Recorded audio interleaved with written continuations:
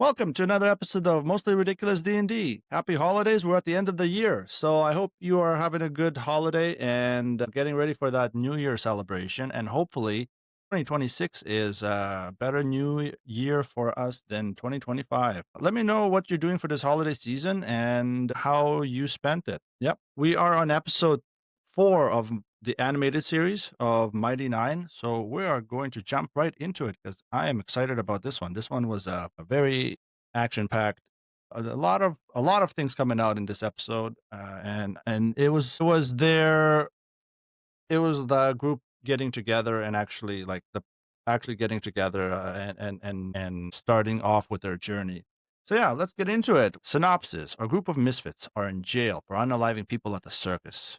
They break out and find the demon frog responsible for it and take it down. When they return to prove their innocence, they find the jail guards all killed and face to face with a familiar hooded figure. So yeah, um, the episode pretty good. It starts off with an interrogation of right after the end of the last episode. They all have their own little personalities. Knott's, hitting on the guards, and Bo is just being uncooperative with her, how she is. It's quite funny. All of them have their own little thing, and then Jester's trying to, what's it called? She's trying to get them to follow her traveler. Not yet. At this point, it's like, yeah, like if for the ones who've seen the episodes, it's more of like, it's technically a cult, which is funny. But so she's trying to get the guards to join the cult for the traveler. But yeah, they're being interrogated, then they're put into prison, and all their stuff is confiscated. And so now they have to break out and try to find it. I think it was, I'm not sure who, one of them came up with to group up and then go find it. Yeah, so they break out of jail, they're on the run, and where they thought was an exit door, they run into a wall, and then that's where Ford uses his Eldritch Blast to try and blast through the wall. And I like what they did here. So he did this big, like, it's like this big blast, and then hits the wall, and then it cuts to the outside of the wall, and then just a couple of the bricks are blown out, and it's a nice little epic to comedic transition that happened there. I like that. That was funny. And then Jester just materializes a lollipop and smashes right through it. So they escape, and then they patch the hole up to prevent the guards from chasing and are on their way to find the demon. So yeah. And in here there's some dialogue between them, and all they're just trying to, like, all their personalities are like kind of clashing. Bo is being a, bitch to the rest of the group. She's just very self self, you know, selfish pretty much, or just not centered, but like she just cares about herself at the moment. She just met these strangers that she was put into prison for no reason, and she's trying to get her, like, little gem back, or beat, or little thing. And so she's on edge a little, and everybody's having their own little thing. It's kind of, they really emphasize on the everyone being like a misfit. Everyone has very different personality and attitude towards each other. So it was funny to watch that interaction between them, and then at the end kind of coming together. But yeah, so they're trying to find the demon frog, and then the scene cuts to Essek and Ikithon in the lab or some classroom where they bring in a person, and it's just some random person. I have no idea who they are. We don't know. It's just a random person, and they kill this person because they want to use the beacon to, they want to activate the beacon to absorb the soul to find out how it works. And then Essek is unable to maintain the beacon, so the beacon experiment fails. And then Ikithon just says, "Oh, bring in the next person." And then Essek is just like, "What?" and is thrown back by the fact that Ikithon just wants to, like, has abundance of bodies that he can just sacrifice to do this experiment. That's like, it was like really, I think Essek figured out he was biting off more than he can chew. And at this point, I think we figured out that he's doing this for his mother to try and help with her illness. so he could cure her. And because Essek couldn't maintain the beacon for the ritual long enough, of course, Ikithon wants to do it himself and asks Essek to teach him how to do it a little bit. And then, of course, bad idea, because Ikithon, he goes overboard, and when he's asked to stop, he just goes even more and then causes everyone in the room and everything to just levitate psychically up to, like, just pretty much shoves everyone to the ceiling. And of course, Astrid and El still support the douchebag, even though they were the ones also pushed to the ceiling. And I'm like, okay, well, first of all, if my teacher did that to me, I'm like, whoa, hold on, what the hell are you doing, man? So yeah, so it was kind of weird. They just kill a random person that they bring in for the experiment, like it's nothing, like it's just any other Tuesday or whatever. And yeah, it's like nothing to them. So, um, my one thing about it is like, why do they need to do this ritual? But I'll get on to that later. Anyways, so after the group breaks out of jail, they're looking for the demon, and then while they're trying to find and locate it, all of them are showcasing some of their skills, trying to find clues and stuff, and some of them are obviously rolling nat ones or low. So you can kind of tell. But then Molly rolls a nat 20 because his eyes just start to glow, and his inner Lucian comes out, and he finds a clue towards the direction that the frog demon went.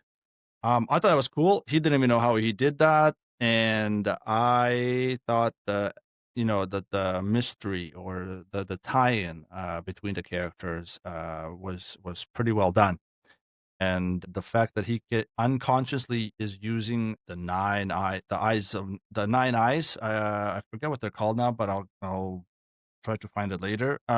He uses that pretty much to do his check, essentially, with ability. Yeah. So, but Bo finds something. One of the darts, I think it is, and I just want to point this one out. Is you know how Marisha's always saying, "I'm gonna do dope monk shit." Well, this is one of those moments where Bo is doing, dope monk shit, and the acrobatics was like a nat 20 also roll, it seems like. And she just flip flops all the way up to the top of one of the roofs, I believe, and gets one of the spikes that the frog was shooting. Yep. And then we have it's already kind of been happening a little bit in the jail, but Nott's sarcasm to Ford has started. This is the nod to Sam and Travis kind of having we're just making fun of each other in character, kind of above table too, or in game too. But like, it's just a little nod to the Sam kind of poking fun at Travis and Ford. So that's where where that started now. I thought that's cool. I like that. And then we get back to, I think we get back to Essek again. And yeah, this is where Essek teaches or is taught Ikithon to do the in my note. Yeah. In my notes here, I have it after the okay. This is where Essek has already passed like the point where he's taught Ikithon to do some dunamancy, and of course, surprise, surprise, it went against Essek's plan. Anyways, team runs into the frog lair, which I'll have some stuff about that later. They run into the frog lair, and they run into Toya, which is the girl that was controlling her. Or the frog, and then a fight ensues between the frog and our little misfit group, and it's pretty cool. Everyone here showcases their ability and their skill. I like this a lot. This one was a fun episode to watch with their combat skills. I like that a lot. Ford's reaction was pure Travis when the girl pops up in the cave, and it's like one of those scares, like the pop up little girl scares, and Ford is just like, nope, and does a 180 and turns around. That was not Ford. Okay, that was funny, but that was not Ford. That was Travis in that moment, and you could totally tell. Anyways, Everyone is pretty good in this fight. I thought it was like really awesome fight sequence. I think everyone did a good job. Bo did a little pop, even saying it. That was funny. Jester's healing of the girl, which turned out to be that she was already gone before they even got there. The demon had already killed her and used her body as a puppet. And then after they kill the demon frog, Molly finds a rift, which is a little weird because this is something we do not find. It's not in the campaign though. This is something like different that's in the anime series. But yeah, so Molly finds the rift, and we have no idea where it leads to. Who opened it? Maybe the frog opened it, and it wanted to go back home, but it wasn't completely open. We're not sure, but the rift was found, and we know nothing about it. Then we cut. I want to point out between the transition after that scene and then the next is we have a clear night sky cut to the two moons, Ruidus and I forget the other one, but yeah, that was a nice little cut and nod to the two moons, especially Ruidus for campaign 3.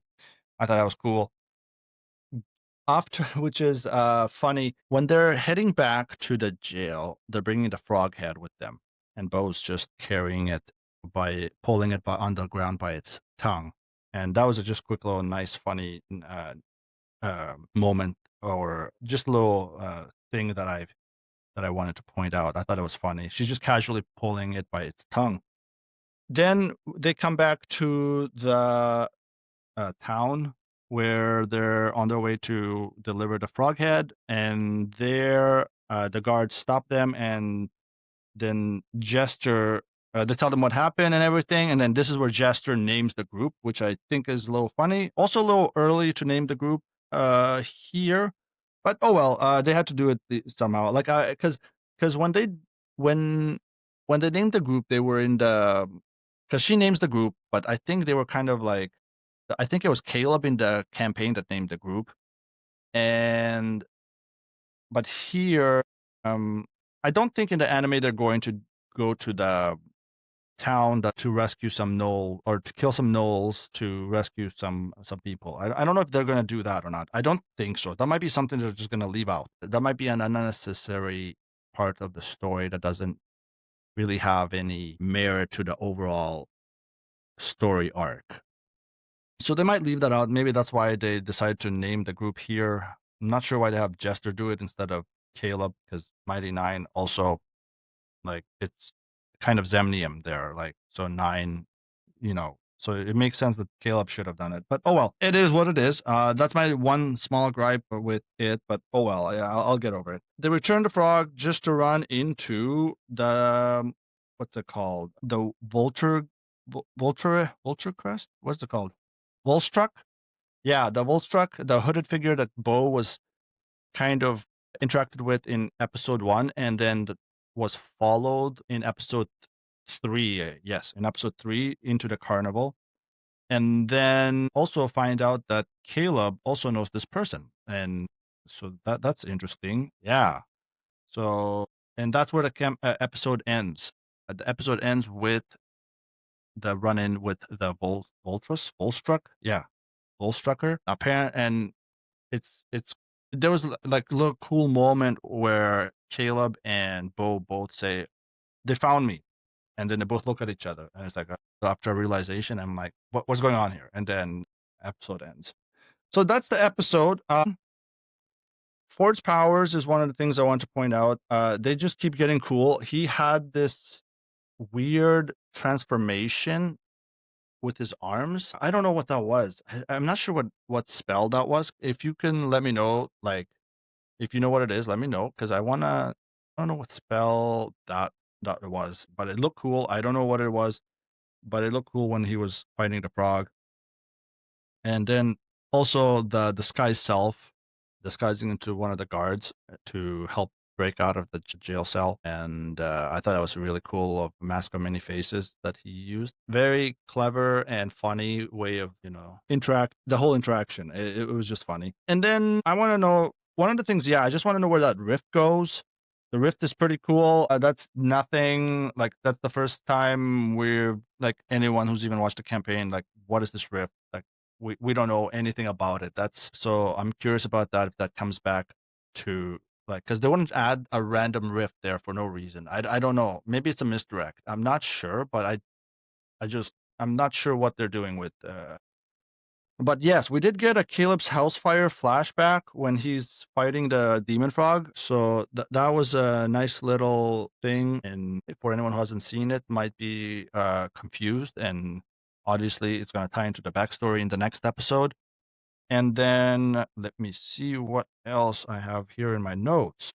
Oh yeah, I want to go back to the Ikithon little classroom experiment that they were doing with Essek. What the hell is going on with that fucker? Why are they just letting him do what he wants? Do they even know what he's doing? I'm so confused why this guy is just able to just kill people in the school. It doesn't make any sense.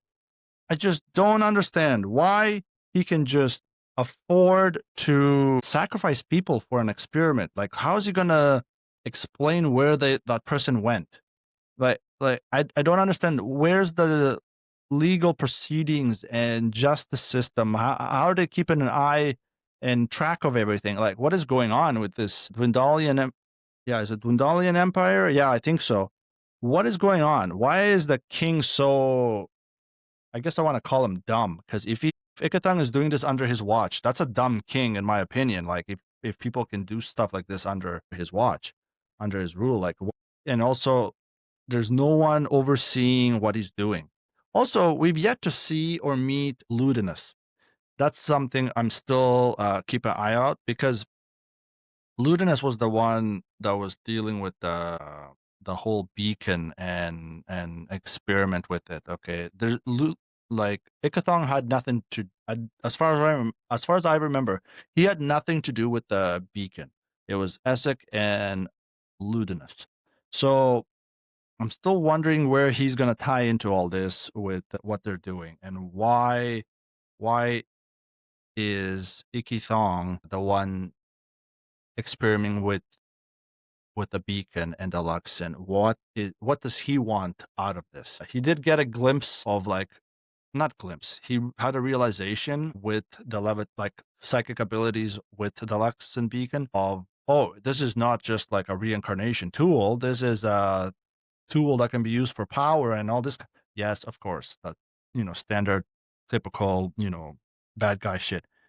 And I kind of don't like Essek here. I'm gonna say it. People are gonna hate me for this, but I don't like Essek here. I think he's kind of dumb. He knows this guy's bad. He knows like what he's doing is bad, and he even got screwed or betrayed here with teaching him just the basic to kind of open or use the beacon, and then he got like kicked out of the room after they were done, and now he's still covering for it. I'm like, dude, what the hell, man? Why are you being so stupid? So this is my just gripe with some of the moments. I'm sure Essek will turn me around. I still like Essek. It's just annoying to have to watch how this all played out, and I'm like just looking at it. I'm like, Essek, you can't be this dumb, man. Like really. But yeah, what was some of the components throughout the episodes for spellcasting? I think was also very, very cool. I was wondering how they were going to do this for the series because it's hard to translate a game mechanic or I guess D&D mechanic into an animated series like this because you always have to do it kind of properly, otherwise people are just going to call it out. And there's some like the Volstrucker lady, she eats some maggots and then for a spell to cast a plague swarm or something like that. I'm not sure what the spell is called, but it's just like summoning a swarm of locust or some kind of insects or cockroaches. Now I can't even remember what what they were. I was so disgusted by the fact that she was just dumping it into her mouth and then like chewing a bit and then spitting it out as something else. That was a little weird for me, a little disgusting, and just freaked me out a little bit. Also, something I was wanting to. Oh yeah, I have a note saying Essek also annoyed me that he was telling Ikithon about his mom. Oh boy. This is going to turn out into an episode of why I don't like Essek instead of just the episode itself. I don't get it. Why he needs to tell this guy he barely knows about his mom's illness and conditions. You know he's going to use it against you later, right?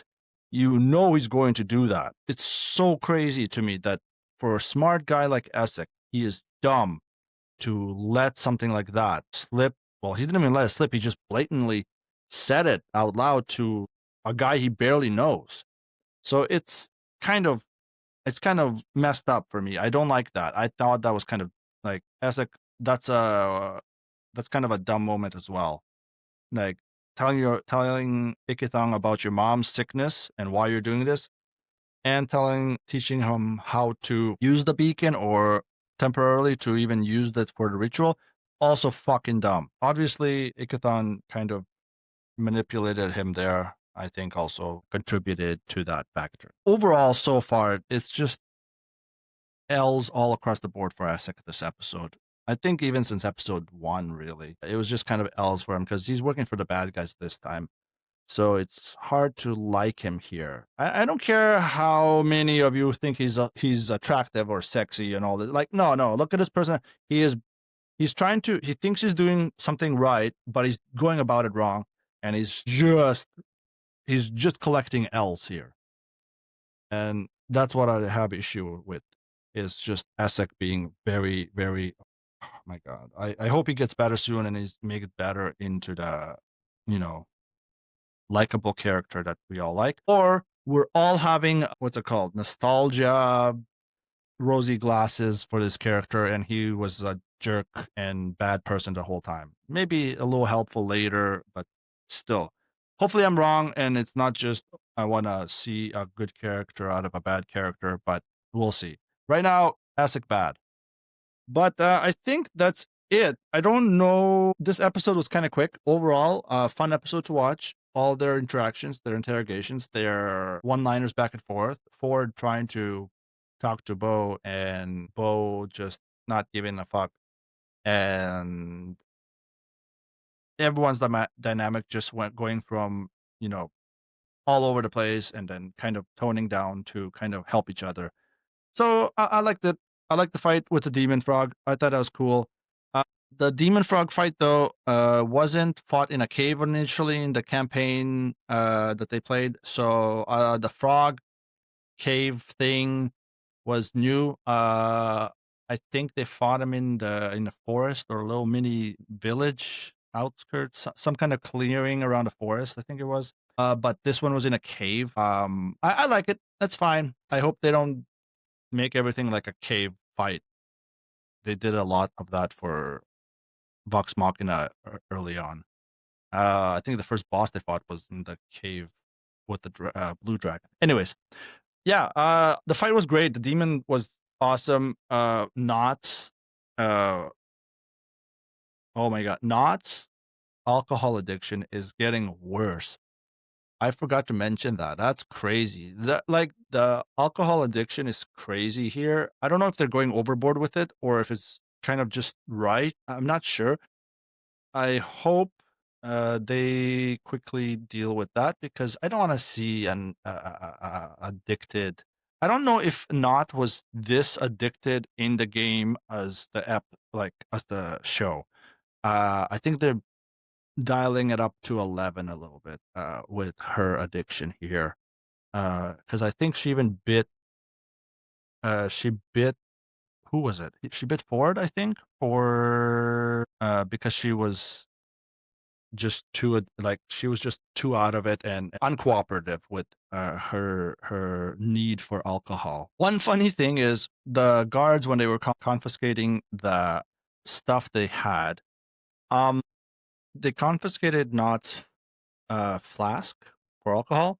Now, they had a little bit of a drink of it. I thought that was funny because and the way Nott was saying, "Can I don't drink it," or "Can I have a drink?" She just wanted to get a drink of it. I thought for a second, and this is just me, I was like, "Oh, this would be funny if they did that." I thought she was trolling the guard and trying to get him to drink it and just mess with him. instead of the flask being the alcohol flask, I thought it might have been a piss flask. Like, okay, all right. I know you're thinking, what the fuck is a piss flask? Well, just that. Like, she might have pissed in it somehow. And then if somebody tries to take her alcohol or flask, they mistakenly take that. And I thought she was trying to get him to drink it and mess with him to get him to drink piss. But no, it was just alcohol. And I was like, oh, it's building up. Nope. Okay, he's just drinking alcohol. All right. He's just kind of like being a jerk, drinking her alcohol, and there was no funny moment here. Okay. All right. I thought they were going to go a little bit of a funny moment here, trying to get him to drink. If not piss, something else, like maybe some kind of chemical or toxic that she could then just be like, ha, gotcha, and then laugh at, and then, but none of that happened. And I hope it happens eventually, but I doubt it. Yeah. So that's some of my notes on things that happen, the overall episode, and the episode's very, very, even though a lot happened. So I like that. It was good. There was no long pacing. It wasn't short. Like, it was just right. The pacing was done right, and it wasn't all over the place like I am this episode. But yeah, it was just so much all compact into that hour, 45 minutes, whatever it was, but in a good way, and I liked it a lot. And yeah, so that's the episode. Next week we are going to cover episode 5, and we're going to talk about not Essek. Yeah, we're going to be talking about Essek as well, but we're going to be talking about Caleb's backstory, because next episode, boy, oh, there's so much there. Oh, there's so much information. I got a lot on that. So stick around with that. Follow, save the podcast. I'm new to this. I don't know, where do you save your podcast? How do you, like, on Spotify, Apple, whatever else? I'm not sure. If you're on YouTube, subscribe, I guess, and leave a comment, maybe a like. But yeah, if you are listening anywhere, leave a review, and that helps. And I will see you in the next episode.